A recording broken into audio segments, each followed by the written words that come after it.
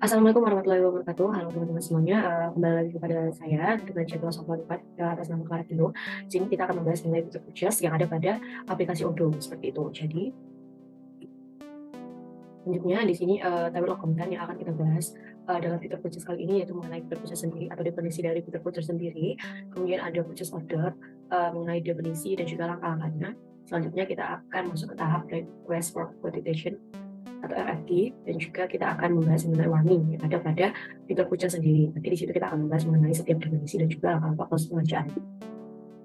Oke, kita harus terlebih dahulu nih mengetahui apa itu makna purchase. Jadi, purchase merupakan modul untuk pengadaan barang dan jasa yang dimaksudkan untuk memenuhi kebutuhan barang serta jasa yang diperlukan guna keberlangsungan operasional instansi atau juga perusahaan. Jika terjadi kekurangan barang sebagai bahan baku atau barang atau jasa sebagai penunjang utama, perjalanan proses bisnis dapat mengakibatkan terlambatnya proses bisnis sendiri. Lanjut mengenai purchase order-nya. Nah, purchase order merupakan sebuah dokumen pemesanan dari barang atau dokumen tentang keterangan barang yang dipesan dan juga dibeli. Pada saat melakukan pembelian, hal yang pertama bagian purchase yang lakukan adalah membuat purchase order. Membuat purchase order pada menu, mari kita lakukan purchase order tersebut. Kita masuk pada tampilan Odoo. Nah, untuk tampilan Odoo sendiri, apabila teman-teman ini akan melakukan login, maka akan dimasukkan ke dalam tampilan seperti ini. Setelah login, kemudian kita masuk ke bagian purchase. Di sini saya sudah melakukan install purchase, namun di sini saya akan melakukan memberitahu cara dari penginstalan purchase sendiri. Oke, di sini bisa kita lihat purchase. Nah, di sini teman-teman tinggal melakukan install aja. Apabila nanti ketika sudah melakukan installing, maka akan menampilkan install atau purchase-nya sudah diinstal seperti itu. Setelah itu kita masuk ke menu purchase. Nah, pada menu sendiri ini ada banyak ya, bisa kita lihat statusnya ada RFQ atau purchase order atau RFQ udah dikirimkan seperti itu. Jadi ini nanti akan menyesuaikan seperti itu. Jadi di sini kita klik new saja. Oke, di sini kita akan melakukan purchase kepada vendor seperti itu. Nah, di sini vendornya yaitu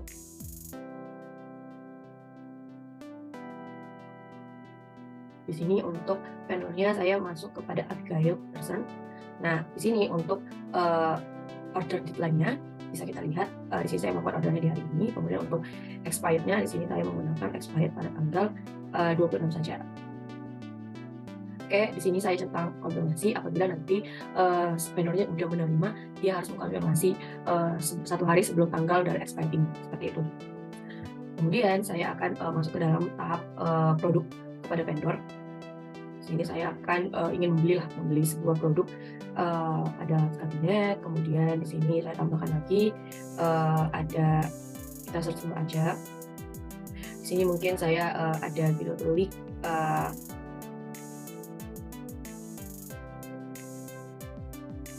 ada mungkin text combination. Kemudian saya tambahkan lagi. Di sini saya search more aja. Di sini of chair or bag. Nah, di sini saya menanyakan terkait saya ingin memesan sebanyak berapa ya? 10 ya, 10. Kemudian di sini saya buat 10 juga. Di sini juga saya buatnya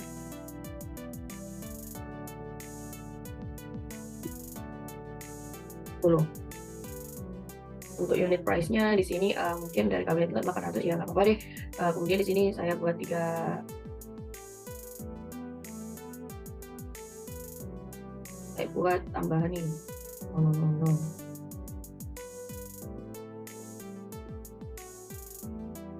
Nah, di sini saya buat untuk teksnya itu ini kan 800.000 ya. Ini saya tambahkan aja.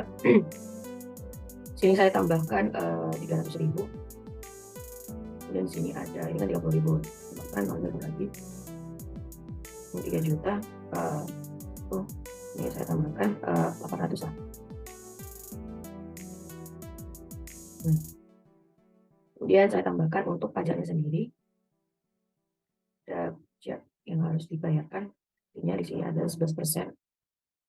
11%.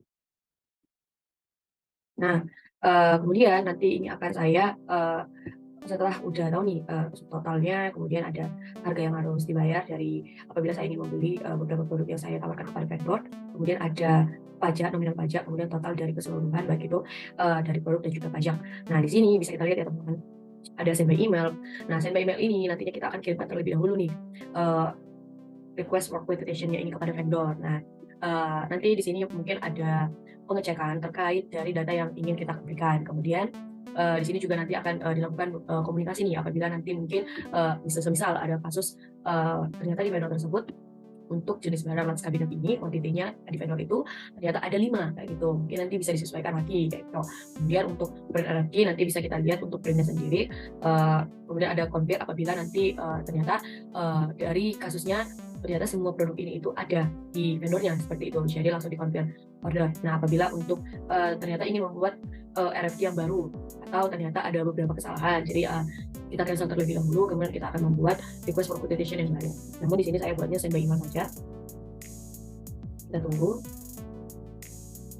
Teks untuk menyampaikan terkait permintaan atau ingin membeli kepada vendornya. Kemudian di sini bisa kita lihat dari RFQ sendiri. Kita lihat dulu.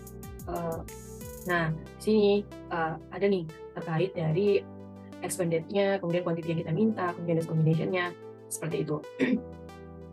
Kemudian apabila udah kita kirim send.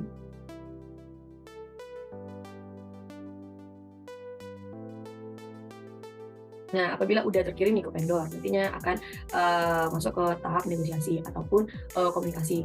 Nah, apabila vendornya ini ternyata punya barang nih dengan ternyata vendornya ini punya barangnya ini hanya 5, kita mungkin bisa buat 5 kayak gitu, bisa kita revisi lagi. Intinya sesuai dengan kesepakatannya aja, ternyata untuk price-nya ini atau pajaknya mungkin bisa dinaikin lagi seperti itu. Kemudian kita resend by email kembali. Kita ini untuk compose emailnya sendiri atau pengiriman melalui emailnya masih sama seperti yang tadi, ada dikirim kemana, terus subjeknya seperti apa, ada teksnya juga, kemudian ada berupa request for quotation-nya, kemudian kita kirim.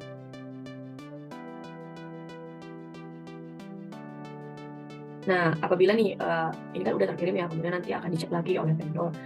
Kemudian apabila udah sesuai dengan vendor maupun purchasing seperti itu, kemudian di dalam kasus ini kita langsung tinggal confirm ordernya saja. Jadi pihak purchase langsung melakukan confirm. Kemudian nantinya kita melihat review produk. Nah, dari request purchasing ini kita nantinya apabila udah setuju nanti kita masuk ke finance seperti itu. Jadi nanti finance-nya ini nanti yang akan melihat lagi apa aja yang perlu dibutuhkan. Nah, misal nanti finance-nya ini ternyata jika dilihat-lihat sepertinya ini untuk list combination-nya ini kayaknya hanya perlu 5 aja seperti itu. Jadi nanti tinggal edit 5 dan juga untuk share rate-nya ini jadi misal hanya membutuhkan sebesar 1 aja kayak gitu. Jadi nanti tinggal dieditnya tinggal 1 kayak gitu. Jadi ini masih bisa diedit. Oke, dengan kasus seperti ini kita udah nggak bisa lagi ngedit apa itu kuantitinya atau dari unit price-nya itu udah nggak bisa lagi diedit. Jadi dalam kasus ini kita hanya tinggal menunggu barangnya sampai saja seperti itu. Jadi apabila barangnya udah sampai, kita tinggal masuk ke purchase dulu yang awal, kemudian kita masuk ke barang ini yang di atas. Nah, seperti ini kita unlock. Kita melakukan unlock. Nah, di sini ternyata kita udah dapat 5 nih, 5. Baik, selanjutnya itu apabila udah terkait kita sudah mengedit misal udah datangnya tadi, jadi udah kita terima barangnya 5, 10 sesuai dengan apa yang kita minta kuantitinya. Kemudian di sini kita tinggal create bill untuk melakukan pembayaran seperti itu. Jadi kita tunggu dulu. Nah, dari draft ini kita bisa lihat dari draft vendor bill-nya tersebut. Kemudian ini nanti kita akan pilih ini nantinya akan kita kirimkan kepada purchasing. Nah, maaf maksud saya itu finance. Jadi nanti finance misal pembayarannya tanggal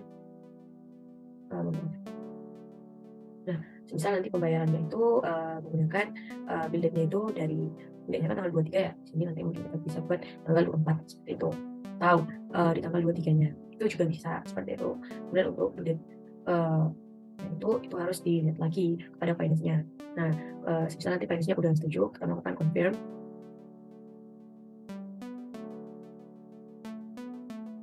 Nah, seperti ini. Kemudian di sini kita melakukan registrasi payment apabila nanti finance-nya udah setuju nih. Jadi kita tinggal melakukan pembayarannya aja.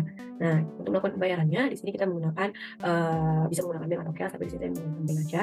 Kemudian untuk payment method itu secara manual. Di sini saya buat quick payment. Nah, apabila udah terbayarkan keseluruhan, maka akan dari sini nanti dapat dilihat bahwa nota ini sudah dibayarkan seperti itu.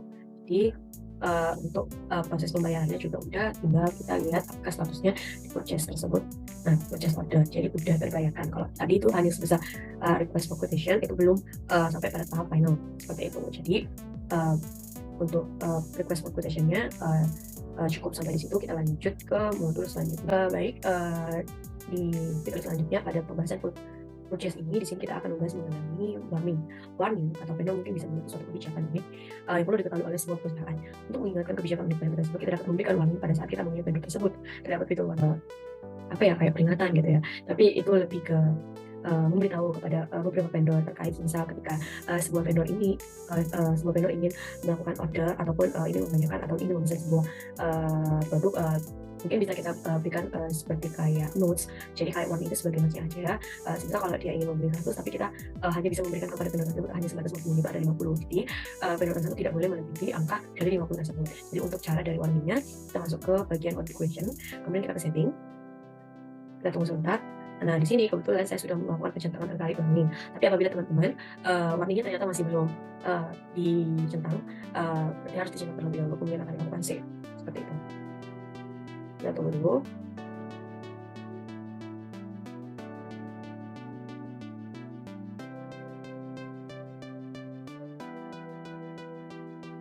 Jika udah, kita balik lagi ke purchase.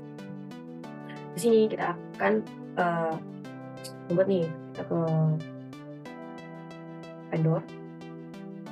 Nah, misal ada beberapa vendor ya. Tadi kan kita pakai Abigail Peterson. Nah, di sini kita bisa menggunakan Abigail Peterson.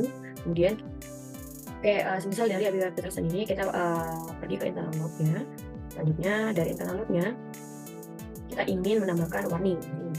Nah, kemudian di sini mungkin bisa kita tambahkan semisal kasusnya seperti pengiriman produk hanya bisa dilakukan A+3 setelah pembayaran di awal.